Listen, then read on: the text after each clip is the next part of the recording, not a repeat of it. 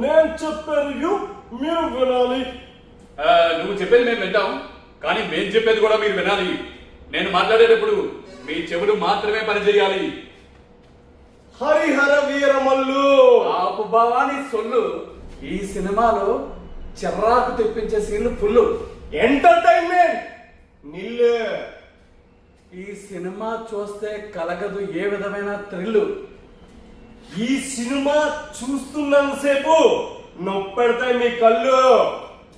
చూసి చూసి అనిపిస్తుంది బాగా డల్. ఈ సినిమా చూసాక పడతాది మీ జేబుకి చిల్లు. నిజమే బావా. ఏంటి బావా ఈ సినిమా? ఎలాంటి సినిమా చూడకూడదు అనుకున్నానో అలాంటి సినిమా చూసాను ఈరోజు. అదేంటి బావా అంత మాట అనేసావు? అంటే ఏంటి బావా మా హరిహర వీరమల్లు? బావా ఎందుకు బావా, ఇంకా నేను కూడా సినిమా చూస్తాను బావా. బావా నువ్వు సినిమా చూసావా? చూశాను బావా, చూశాను. ఒక్కసారి కాదు బావా, 2 సార్లు చూశాను. 2 సార్లు నువ్వు సినిమా చూసావంటే ఏం గుండె రాది బావా. ఎందుకు బావా అంత గట్టిగా అరుస్తావు? నువ్వు ఈ అడుగులు గుండె ఆగిపోతా అవుతాయి. 2 సార్లు సినిమా చూస్తే గుండె ఆగలేదు కానీ నేను గట్టిగా వెళ్తే గుండె ఆగిపోద్దట. ఇక నిజంగా ఇవన్నీ పక్కన పెడితే సినిమా ఎలా ఉంది, సినిమా ఏంటి అనే విషయానికి వస్తే, ఈ సినిమా 16వ శతాబ్దానికి చెందిన కథ. ఔరంగజేబుకి సంబంధించిన కథ. ఆ ఔరంగజేబు ఇండియాని ఏ విధంగా దోచుకున్నాడు, మత మార్పుల్ని ఏ విధంగా ప్రోత్సహించాడు, కోహినూరు వజ్రాన్ని మన శత్రుముఖులందరూ దోచుకోవాలనుకుంటే మన హరిహర వీరమల్లు ఏ విధంగా కాపాడాడు, అలాగే హీరోయిన్తో తనకున్న బంధం ఏంటి, హీరోయిన్ ఎలా కాపాడాడు, ఇది క్లుప్తంగా సినిమా స్టోరీ. మన హిందువుల మీద జిజియా పన్ను ఎందుకు రుద్దబడింది అన్నది కూడా క్లియర్గా చెప్పాడు కదా. చెప్పాడు బాబా. ఇంకా ఇవన్నీ చెప్తూ పోతే నేను చెప్పాలంటే ఈ సినిమా గురించి నేను చెప్తే నువ్వు తట్టుకోలేవు, ఎవరూ తట్టుకోలేరు. అంత గొప్ప గొప్ప విషయాలు ఉన్నాయి సినిమాలో. Objection objection. మా సినిమాలు కూడా చాలా కలెక్షన్లు వచ్చాయి. మేము తొడగొడితే రికార్డులు, మేసం తిప్పితే రికార్డులు.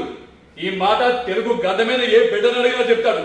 ముందు అది తెలుసుకొని మాట్లాడితే బెటర్. బావా మా మెగా ఫ్యామిలీకి ఉన్న రికార్డులు మీకు లేవు, గుర్తు పెట్టుకో. గతం గురించి నువ్వు మాట్లాడుతున్నావు బావా, ప్రస్తుతం గురించి మాట్లాడు బావా. 4 సినిమాలు రీసెంట్ గా మా బాలయ్య బాబు వస్తే 4 కూడా 100 కోట్లు దాటే బావా. నువ్వు గతం గురించి మాట్లాడుతున్నావు అంటేనే అర్థమైపోతుంది ఈ సినిమా పరిస్థితి ఏంటో అని. బావా ఈ సినిమాలో తోడేళ్లతో మావాడు చేసే కామెడీ ఉంటుంది బావా. బావా దాన్ని కామెడీ అని అయితే అంటారు బావా, నాకు తెలిసి రొమాన్స్ అంటారు బావా. నిజంగా ఒక మూమెంట్ లో చూస్తే ముందుకెళ్ళి అలా మూతి మీద ముద్దు పెడేస్తాడు అనిపించింది అతను దేవుడు. బావా మా ఓడి కోసం మాట్లాడే అర్హత మీకు లేదు. మీరు తొడగొడితే ట్రైన్ వెనకెళ్ళిపోవడం కన్నా ఈ సీన్ ఏం తక్కువ బావా. ఆ హెప్నటిజం ఉందని కూడా సినిమాలో సినిమాటిక్ గా చెప్పారు కదా. బావా ఒక్క విషయం బావా, మేము తొడగొడితే ట్రైన్ వెనక్కి వెళ్ళిపోవచ్చు, లేదా కుర్చీ ముందుకు వచ్చేయచ్చు. ఇలాంటి 100 సినిమాలు మేము చేసినా ఈ ఒక్క సినిమాతో అన్నింటినీ దాటేశారు బాబు మీరు. ఏ బావా అంటాడు బాబా. నిజంగా ఎవడన్నా విలన్ పక్కన ఉన్నోడికి వార్నింగ్ ఇస్తాడు, లేదా పోనీ విలన్ కన్నా వార్నింగ్ ఇస్తాడు. పులికి పుల్ని ఎలా చూసి అని వార్నింగ్ ఇవ్వడు బాబు. మరి కామెడీ కాబట్టి మరి ఎంత బాబు పులికి వార్నింగ్ ఇవ్వడు బాబు. వార్నింగ్ ఇచ్చిన మీ హీరో కొమ్మరం పులి అనిపించుకున్నాడు బాబా. బావా మావాడు ఏ సీన్ చేసినా సరే లోక కళ్యాణం కోసమే. నిజమే, మరి పవన్ కళ్యాణ్ కదా లోక కళ్యాణం కోసమే చేస్తాడు. పవన్ కళ్యాణ్ అంటే అది మీరు అది అని 2 సార్లు చెప్పరా. ఈ సినిమా ఏదో అందరికి తెలుసు. ఈ సినిమా 2 వ్యక్తులకి మాత్రం ఆఖరి సినిమా అవ్వబోతుంది. అదేంటి బావా అలాగే నిజమే కదా బాబా. నీకు తెలుసు కదా ఇటీవలే మహానటులు కోట శ్రీనివాసరావు గారు కన్నుమూశారు. మరి ఆయనకి ఇది ఆఖరి సినిమాగా నిలిచింది. నువ్వు చెప్పింది వాస్తవం. కోట శ్రీనివాసరావు గారు ఇంకా నటించలేరు. ఆయన ఆఖరి సినిమా. నిజంగా ఆయన వాయిస్ అంటే అందరికీ చాలా ఇష్టం, విలక్షణంగా ఉంటుంది. ఆ వాయిస్ ని, ఆ నటనని మనం మిస్ అవ్వబోతున్నాం. సో కోట గారికి నివాళులు అర్పిస్తున్నాం. అలాగే ఈ సినిమా ఇంకో వ్యక్తి కూడా ఆఖరి సినిమా. ఉద్దేశం ఏమనుకున్నావు అసలు? బావా అంత ఎమోషనల్ అవ్వద్దు బావా. నేను ఎవరి గురించి చెప్పినా తెలియకుండా నువ్వెందుకు అంటుకుపోతున్నావు? చెప్పనే ముందు చెప్పు బావా. ఎవరికంటే నువ్వు అనుకునే వ్యక్తికి అయితే కాదు బావా. కదా ఎవరికంటే నిధి అగర్వాల్ బావా. అదే బావా హీరోయిన్ దొండబండిలో ఉంది, బాగా చేసింది కదా బావా, ఎందుకు ఆకర్షణ? దొండ పండ ఇంకే పండ అసలు ఏంటి బాబు మరి అంత హీరోయిన్ అని చెప్పారు.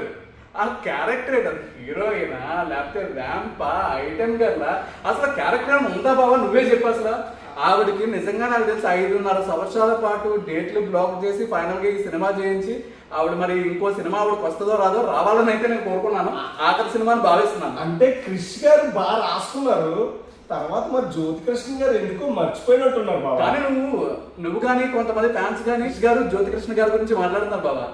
ఈ సినిమాలో కొన్ని సీన్లు వేరే వ్యక్తి కూడా చేశారని నా అనుమానం.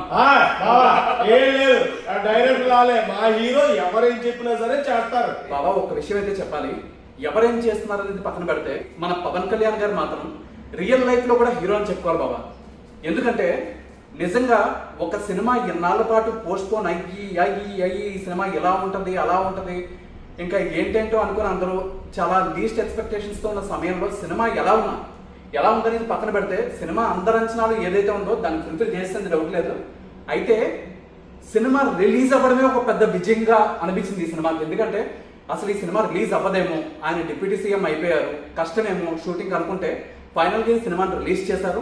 ఎంత కొంత డబ్బులు కష్టాల్లో ఉన్న నిర్మాత ఏం రత్నం గారికి వచ్చేలా చేశారు కాబట్టి అది కూడా రెమ్యునరేషన్ ₹1 తీసుకోకుండా ఇలా చేయడం అనేది రియల్ గా హీరోయిజం అంటే అది. అందుకనే పవర్ స్టార్ కి అంత మంది ఫ్యాన్స్ ఉన్నారని అయితే నేను ఒప్పుకుంటాను బాబా, బాలయ్య బాబు ఫ్యాన్ అయినా కూడా. బావా నువ్వు మమ్మల్ని ఆడుకోవడానికి డిసైడ్ అయ్యావు, నాకు అర్థమైపోతుంది. ఆడుకోవడం వాడుకోవడం పక్కన పెట్టి బాబా, ఎందుకు హరిహర విరమలు పార్ట్ 2 ఎప్పుడు? ఇంక మా బావలను వదిలేలేడు.